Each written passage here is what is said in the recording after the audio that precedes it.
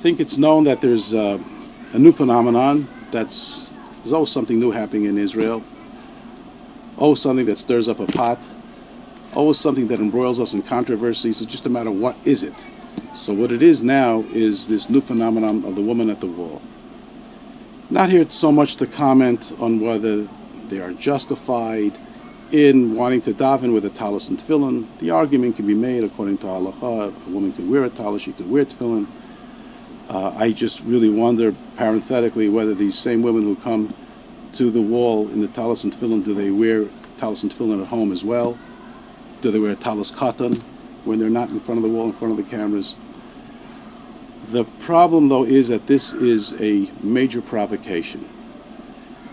Whether you agree with the status quo or not, but this is the way things were done for hundreds and thousands, actually, of years.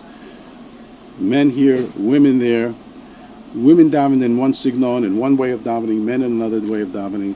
The kotel is not a place to have a provocation to say suddenly we want to do things differently. It was purely to score political points for religious freedom, for women's freedom, for feminist ideals, whatever you like to say. But this was not the venue for it. The sad part is that it didn't end, as very few things in Israel end, with a gentleman's agreement. Perhaps it could have worked out the way Sharansky tried to work out. I don't know. But then when the women came to the kotel, and all those many, many hundreds of young women that were sent to Ber Steinman came, and the idea was there for them to daven peacefully and show that many, many, many young women today just want to keep the traditions the way they are. They're not interested in being like men. They're happy with their lot in life being like women. And the problem with the Orthodox Jews, specifically the Haredim, all too often is they never miss an opportunity to miss an opportunity. This could have been an opportunity just to express ourselves, b'sheket, b'noach, quietly, and to show d'rachecha darchei noam, the ways of the Torah are pleasant. They would have, all those women would have gathered there quietly, and that would itself would have been the message. Unfortunately, though, you had these biryonim, these hooligans. It's really all they are, street thugs who come and look for the fight. They like it. And naturally, from the media, that's all you saw. The media is not going to focus on dog bites man. They're only going to focus on man bites dog. So this was their man bites dog. It was exciting for them. They focused on it. And all the goodwill that may have come out of this, by all these young ladies coming together in daven, was all spoiled by these people. The real blame, I will say, is with those women who are organized and come with the full backing from the left and come with the full backing from the reform and some conservative movements. That's an organized group, and they know that they're in there for a provocation. This really was not the venue for it. They would have more respect for other religions. They wouldn't want it to be done in some holy Muslim place or Catholic place. This is not the venue to express your religious and political beliefs. So it was a provocation, and unfortunately it was not dealt with in the proper way from the opposing side as well. So we're left here all together with one giant brach. The big loser, I'm afraid, is HaKadosh Baruch Hu, is God himself. And that's the tragedy that faces us all. You have the Yamin, the small, the right and the left. If only we can talk to each other in a civilized tone, this would have had a much happier ending.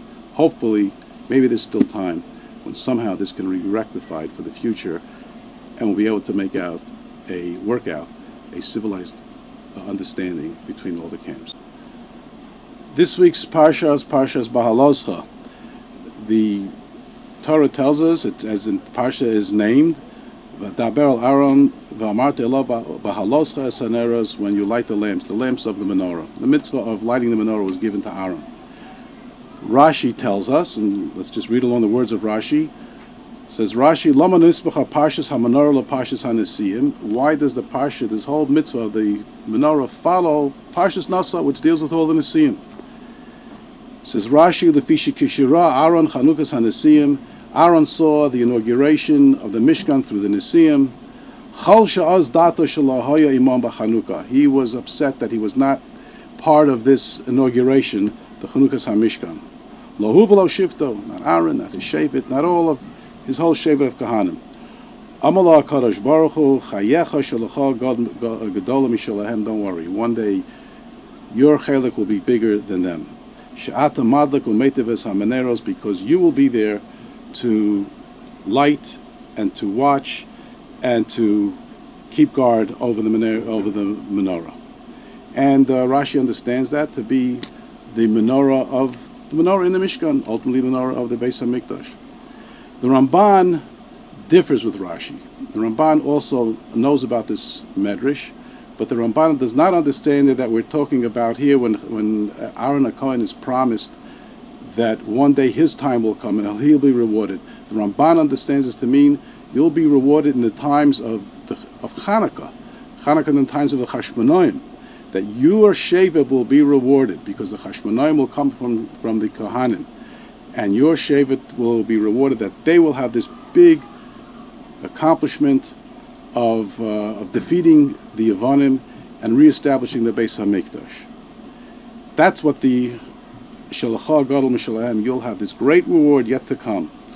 The question on the Ramban is, why didn't the Ramban understand this like Rashi? We're talking about the menorah right now in the Mishkan.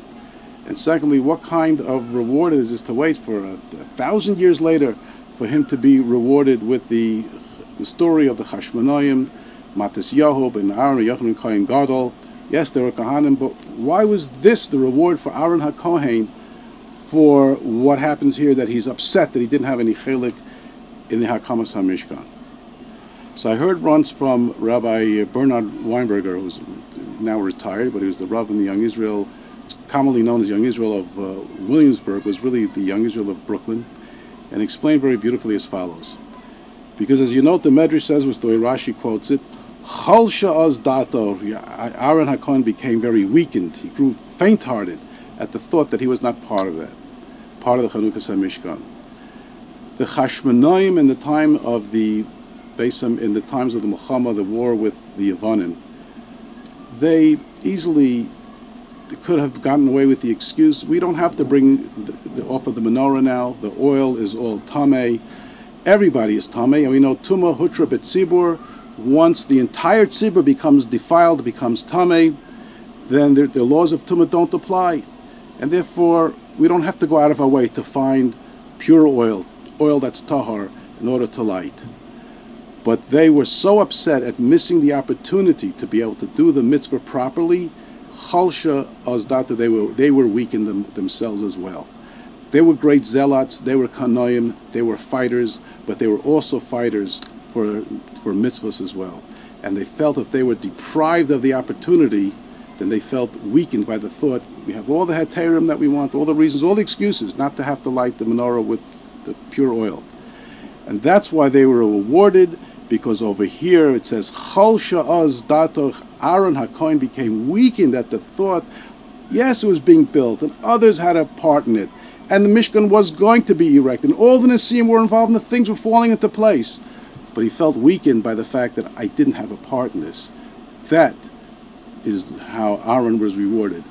Decades and decades later, but he was rewarded that he had such children that carried on that feeling, that they felt weakened at the thought that they would have no chelik in offering the shemen in the purest form, even though they could have said, sorry, Tuma Hutra B'Tzibur, we don't have to worry about it. The halacha is, once the entire tzibur is affected, all the laws of Tuma fall off and are suspended.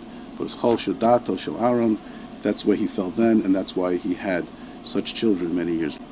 I wish everybody a good Shabbos and a Shabbat Shalom.